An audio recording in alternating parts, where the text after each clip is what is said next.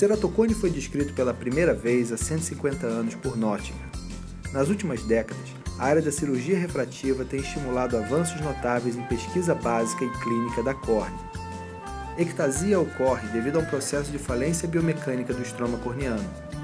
O estroma e os proteoglicanos constituem a maioria da composição da substância própria e, juntamente com a população de ceratócitos, determinam as propriedades biomecânicas da córnea. Apesar de uma predisposição genética para o ceratocone ter sido observada, a doença ocorre por uma combinação entre as características genéticas e os estímulos fenotípicos ou ambientais. O trauma epitelial crônico, pelo ato de coçar os olhos ou mesmo por lentes de contato mal adaptadas, promove a apoptose dos ceratócitos através da liberação epitelial de interleucina 1. Curiosamente, um estudo coreano encontrou diferenças significativas na expressão dos genes da interleucina 1 de pacientes com ceratocone e indivíduos controle.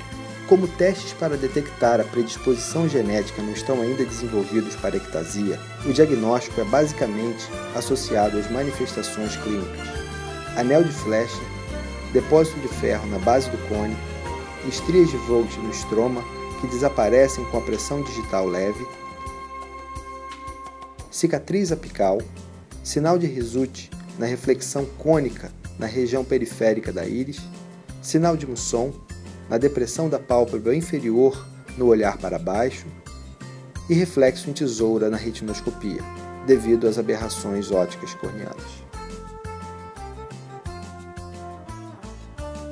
Desde o oftalmomômetro de Helmholtz, passando pelo ceratômetro de Javal, até o primeiro fotoceratoscópio baseado nos discos de plástico, criado pelo vencedor do Prêmio Nobel Alvar Gullström, houve notável evolução nas técnicas de caracterização da córnea. Mark Emsler desenvolveu a fotoceratoscopia clínica, descrevendo alterações leves que ocorrem antes de outros sinais clínicos, denominando tais casos como forma frustra de ceratocone, uma forma abortada ou uma possível apresentação atenuada da doença.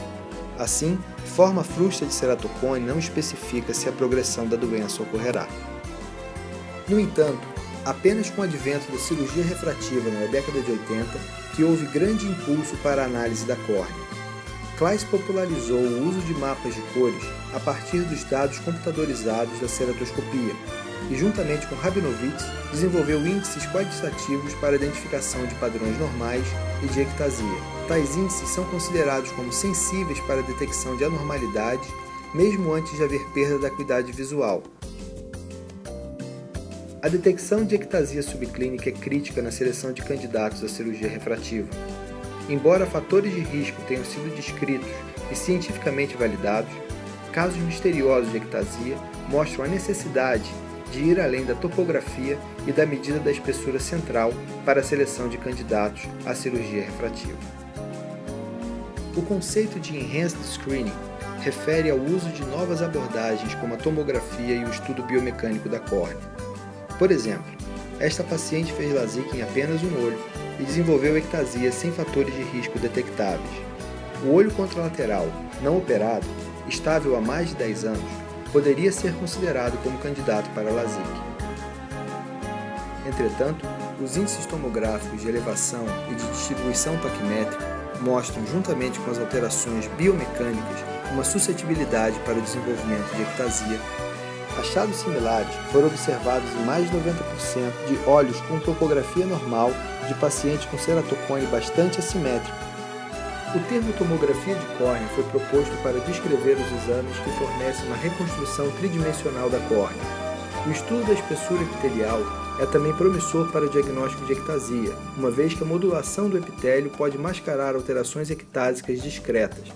A caracterização tomográfica do padrão de afinamento é fundamental para a classificação do tipo de ectasia.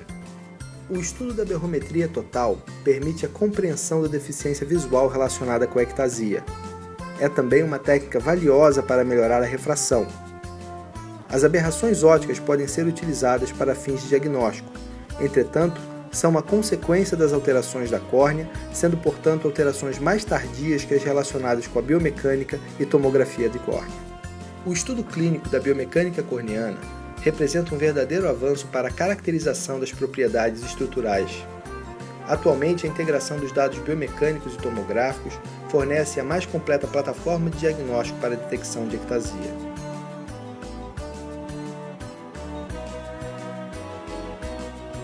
Maior sensibilidade para o diagnóstico de formas mais precoces de ectasia, bem como para detectar o risco de progressão, é cada vez mais fundamental, uma vez que houve uma verdadeira revolução no conceito de cirurgia para ectasia com a introdução do crosslinking por Seiler e colaboradores no final dos anos 90, um procedimento para estabilizar biomecanicamente a córnea, impedindo a progressão da ectasia e a perda visual. Até o final dos anos 90, a cirurgia era indicada exclusivamente na impossibilidade de melhora visual com óculos ou lentes de contato. A ceratoplastia penetrante era a primeira e grande opção cirúrgica. Entretanto, a ceratoplastia lamelar cada vez mais permite resultados visuais semelhantes aos da ceratoplastia penetrante, com vantagens importantes sobre a preservação de células endoteliais do paciente. Além disso, o laser de Fento II revolucionou a precisão e exatidão na cirurgia de córnea, proporcionou a capacidade de criar cortes personalizados para a ceratoplastia penetrante e lamelar, bem como túneis para a implantação dos segmentos de anel intracorneano, opção introduzida por Colin e Ferrara em 1994, através de técnicas de dissecção manual. Outros procedimentos são indicados, como ablação de superfície personalizada e lentes intraoculares fásicas. Diferentes combinações desses procedimentos podem ser realizadas. Por exemplo, o protocolo de Atenas, descrito por Kenalopoulos, combina ablação de superfície personalizada com crosslink. A tendência não é apenas de adiar ou evitar ceratoplastia, mas de intervir de forma menos invasiva e em fases iniciais, não só para restaurar a visão, mas para impedir sua perda. A escolha de qual opção cirúrgica e o seu objetivo devem ser individualizados. A educação do paciente e de seus familiares tem papel fundamental. Considerando que existem técnicas de diagnóstico mais precoce, bem como a possibilidade de se estabilizar a progressão da ectasia, cada oftalmologista deve estar atento para a sua triagem, principalmente na avaliação de pacientes jovens. Como em glaucoma ou retinopatia por diabetes, o diagnóstico e manejo precoces reduzem o risco de perda de visão.